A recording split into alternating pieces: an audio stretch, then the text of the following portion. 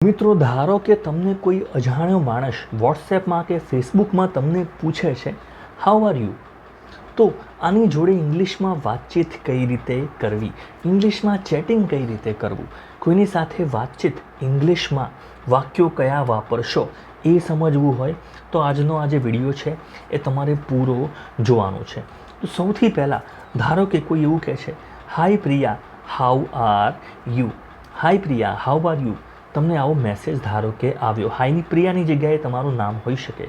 So hi name how are you, તમે કેમ છો.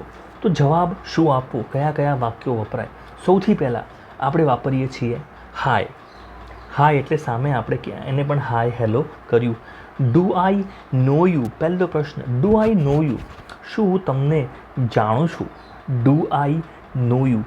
આની જગ્યાએ બીજું કયું વાક્ય વાપરી શકાય, કારણ કે તમે એને ઓળખતા નથી અને તમને ખાલી હાય હાઉ આર યુ પૂછ્યું છે. સો ડુ આઈ નો યુ, અથવા તો બીજું આપણે કહી શકીએ કે આપણે લોકો ક્યાંય મળ્યા છીએ. ડુ આઈ નો યુ, અથવા તમે પૂછી શકો have V mat, have V mat before. Before એટલે પહેલાં. શું આજની પહેલાં આપણે લોકો મળ્યા છીએ. હેવ વી મેટ બિફોર, આપણે લોકો પહેલાં મુલાકાત આપણી થઈ છે. સો આ રીતે પ્રશ્ન પૂછી શકાય. ઠીક છે ને. સો ધારો કે એવું કહે છે કે નો આઈ, નો એટલે આપણે નથી મળ્યા. નો આઈ જસ્ટ, મેં તમારું ખાલી પ્રોફાઇલ પિક જોયું અને મને એ ગમ્યું ફોર એક્ઝામ્પલ. તો એને એવું કહે છે કે no I just saw your, no I just saw your profile. મેં તમારું પ્રોફાઇલ જોયું ફેસબુક પર ફોર એક્ઝામ્પલ, વોટ્સએપ પર મેં તમારું પ્રોફાઇલ જોયું. આઈ just saw your profile. Okay. I લાઇક્ડ it, I લાઇક્ડ it, મને એ ગમ્યું. ઓકે. સો આ રીતે તમે કોઈને કહી શકો કે મેં તમારું પ્રોફાઇલ પિક જોયું, તમારું પ્રોફાઇલ આખું વાંચ્યું. આઈ just saw your profile, I લાઇક્ડ it, અને મને ગમ્યું. ઠીક છે ને. સો આ રીતે વાત એને કરી તો તમે શું કહી શકો સામે, થેન્ક યુ. થેન્ક યુ કહીને આપણે આગળ ચાલુ રાખીએ છીએ. થેન્ક યુ, તે મારું પ્રોફાઇલ જોયું, તને ગમ્યું, એના માટે થેન્ક યુ. ધારો કે તમારે કોઈને પૂછવું છે કે હું તમને ડિસ્ટર્બ તો નથી કર્યું ને, કારણ કે સામેવાળો માણસ આપણને ખબર નથી કે શું કામ કરતો હોય, ઓફિસમાં હોય કે કંઈ વાંચતા હોય, પરીક્ષા માટે કંઈ પણ હોઈ શકે. શું જો તમારે પૂછવું હોય કે મેં તમને હેરાન તો નથી કર્યા ને, તો તમે કહી શકો did I disturb you. Did I disturb you, શું મેં તમને હેરાન કર્યા, મેં તમને ડિસ્ટર્બ કર્યા. તો જવાબમાં આપણે કહી શકાય કે નો ઇટ્સ ઓકે. ના, ડિસ્ટર્બ જેવું કંઈ છે નહીં, કંઈ વાંધો નથી, હું ફ્રી જ હતો. No, did I disturb you, no, પછી ફૂલ સ્ટોપ આવશે, નો અને it is okay. No it's okay. Okay. આને બીજી રીતે પણ પૂછી શકાય કે શું અત્યારે તારી સાથે આ વાત કરવાનો યોગ્ય ટાઈમ છે. સો એવું પૂછવા માટે તમે કહી શકો is it the right time, એટલે યોગ્ય સમય. Is it the right time to talk, is it the right time to talk. જુઓ, ઇઝ પહેલાં છે એટલે પ્રશ્ન છે. Is it the right time to talk, શું આ વાત કરવા માટેનો યોગ્ય સમય છે. ઇઝ ઇટ, જવાબમાં કહી શકાય for example yes, sure, yes, of course કહી શકાય. Yes of course, COURS, of course. Yes of course, હા વાંધો નહીં. Yes of course. સો યોગ્ય સમય છે કે નહીં એ પૂછવા માટે આપણે આ વાક્ય વાપર્યું છે. ઓકે. ત્રીજું પણ તમે એવું પણ કહી શકો ફોર એક્ઝામ્પલ કે આપણે થોડી વાર વાત કરી શકીએ. કેન વી ટોક ફોર થોડા સમય માટે, એટલે while. Can we talk for a while, અથવા તો can we talk for some time, એવું પણ કહી શકાય. સો can we talk for a while, શું આપણે થોડા સમય માટે વાત કરી શકીએ. તો જવાબમાં કહી શકાય છે શ્યોર. શ્યોર, હા કેમ નહીં, શ્યોર. ઠીક છે ને. સો આ રીતે વાક્ય આપણે જવાબ આપી શકીએ. આગળ તમારે પૂછવું છે કે તમે મજામાં, ધારો કે તમારે કોઈને પૂછવું છે કે તમે મજામાં, તો અત્યારે હાઉ આર યુ આ પહેલાં વપરાતું, પહેલાં લોકો હાઉ આર યુ વાપરતા, હાઉ આર યુ. હવે અત્યારના જમાનામાં આ વસ્તુ વપરાતી નથી. તમે આની જગ્યાએ પૂછી શકો હાઉ આર યુ ડુઈંગ. અત્યારે આ વધારે વપરાય છે, હાઉ આર યુ ડુઈંગ.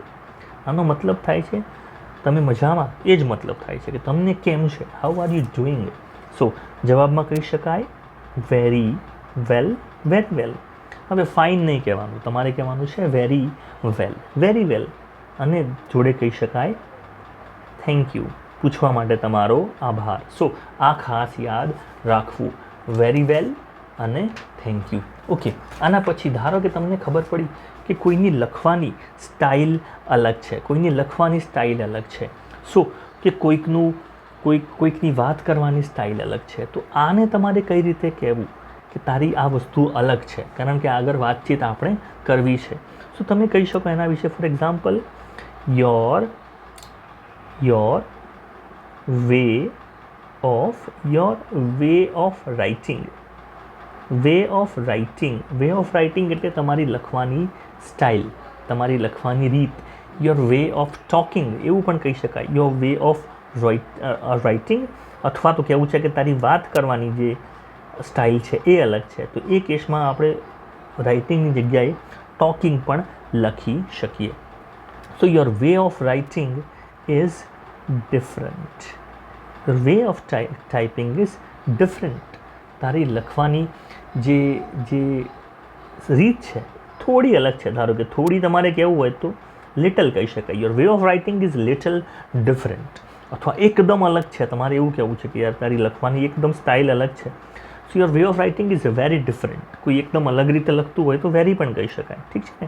સો આપણે કોઈ લખ્યું છે your way of writing is little different. તારી લખવાની રીત છે એ અલગ છે, ઠીક છે ને. ઓકે, તો તમે કહી શકો for example, okay thank you.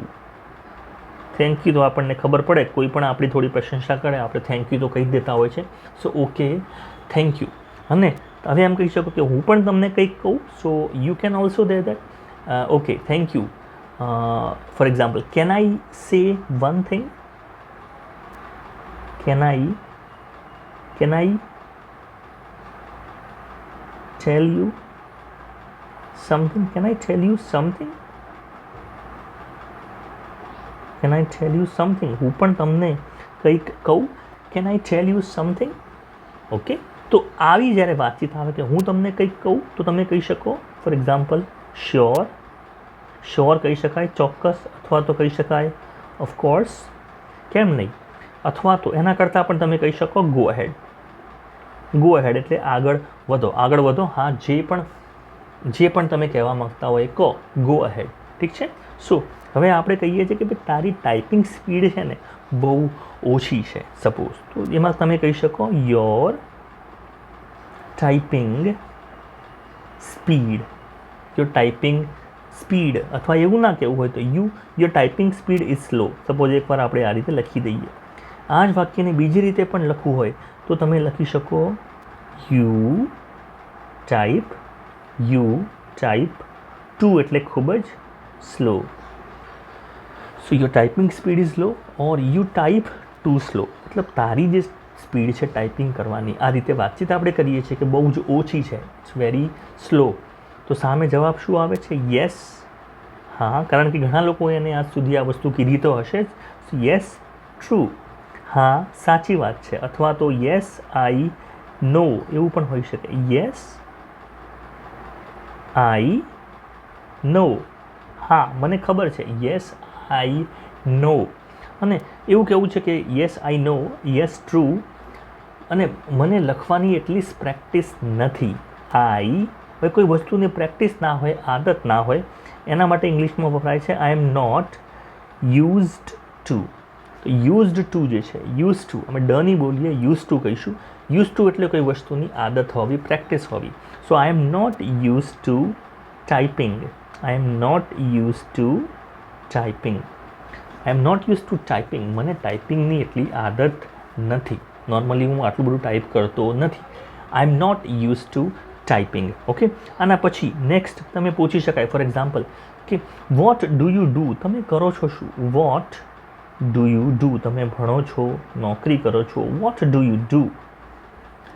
Work or study, તમે વર્ક એટલે કે કામ કરો છો. Work or study, work or study, આવું પૂછી શકાય. What do you do? Work or study. આન્સરમાં શું હોઈ શકે? ફોર એક્ઝામ્પલ તમે વિદ્યાર્થી હો તો કહી શકો I am a student. I am a student. I am a student. અને તમે લોકો શું ભણો છો? For example I am student. Okay, now તમને આગળ પૂછવા માગે છે કે ભાઈ તમે શું ભણો છો? I am a student. અથવા તો તમે કહી શકો for example I am a bank manager, આવું કહી શકાય. અથવા તો બેંકમાં કામ કરું છું. Four example I am a સ્ટુડન્ટની જગ્યાએ I work at a bank. I work at a bank, બેંકમાં કામ કરું છું. I work at bank. કઈ બેંક છે આપણે ડિટેલમાં કીધું નથી, but I work at a bank. I work at a mall. જે તમારે લખવું હોય અહીંયા લખી શકાય છે. તમારી જે ઓફિસનું નામ હોય એ પણ અહીંયા લખી શકાય. કોઈ કંપની માટે કામ કરતા હોય તો એ પણ તમે અહીંયા લખી શકો. ઠીક છે ને? સો નેક્સ્ટ ક્વેશ્ચન એવો હોઈ શકે કે ફોર એક્ઝામ્પલ તમે શું ભણો છો? So what are you studying? What are you studying? What are you studying? તમે શું ભણો છો? What are you studying? So આમાં એવું કહી શકાય ફોર એક્ઝામ્પલ હું શું ભણું છું? I am doing my for example you can say I am doing my MA. હું મારું MA master of arts MA અત્યારે ભણી રહ્યો છું. અથવા તો તમારે કેવું હોય I am doing my masters. I am doing my masters. Okay, so masters એ તમારી ડિગ્રી જે છે પોસ્ટ ગ્રેજ્યુએશન એની વાત છે. I am doing my masters. I am doing my, ધારો કે તમે એન્જિનિયરિંગ કરો છો, so I am doing my bachelors in engineering, અથવા શોર્ટમાં એને BE પણ કહી શકાય. I am doing my BE. I am doing my BE. Okay, so આ રીતે પણ લખી શકાય. આઈ એમ ડુઈંગ માયની જગ્યાએ આઈ એમ ડુઈંગ BE આવું પણ લખી શકાય. Okay, so I am doing BE. અથવા તમારે આખું લખવું હોય I am doing bachelors in engineering. I'm doing my bachelor's. I'm doing my bachelor's in engineering. આ રીતે પણ આખું તમારે લખવું હોય તો લખી શકાય. બહુ બધી રીતે આ જ વાક્ય લખી શકાય છે. સો there is no need to worry. Okay, ધારો કે તમારે એવું કહેવું છે કે ફોર એક્ઝામ્પલ હું ભણતો નથી બટ મારી બુક શોપ છે. હું ચોપડીઓની મારી પોતાની દુકાન છે. સો એ કેસમાં લખી શકાય I have a book shop. I have a book shop. મારી પોતાની બુક્સની દુકાન છે. I have a book shop. I have a book shop. Okay, so I have a hotel. I run hotel. So that is also possible. એ રીતે પણ વાક્ય લખી શકાય છે. Okay, so next પ્રશ્ન એવો છે કે what are you doing now? તમને એ પૂછે છે what are you doing now? અત્યારે તમે શું કરી રહ્યા છો? What are you doing now? What are you doing now? અત્યારે શું કરી રહ્યા છો? અત્યારે તું શું કરી રહ્યો છે? શું કરી રહી છે? સો અત્યારે તો હું ચેટિંગ કરી રહ્યો છું. હું કરી રહ્યો છું શું? Just minute. I am chatting with you. તારી સાથે જ નહીં, બહુ બધા મિત્રો બીજા પણ છે. I am chatting with you and friends. FRIENDS. I am chatting with you and friends. આ રીતે વાક્ય છે. છેલ્લું વાક્ય એવું છે કે can we be friends? શું આપણે મિત્રો બની શકીએ? Can we be friends? શું આપણે મિત્રો બની શકીએ? Can we be friends? સો મિત્ર બનવાની વાત છે. Sure. Why not? હા, કેમ નહીં? Sure, why not? સો આ રીતે આ વાક્યો ચેટિંગમાં આપણે વાપરી શકીએ. કેવો લાગ્યો આ વિડીયો તમારે અમને કમેન્ટમાં જણાવવાનું છે.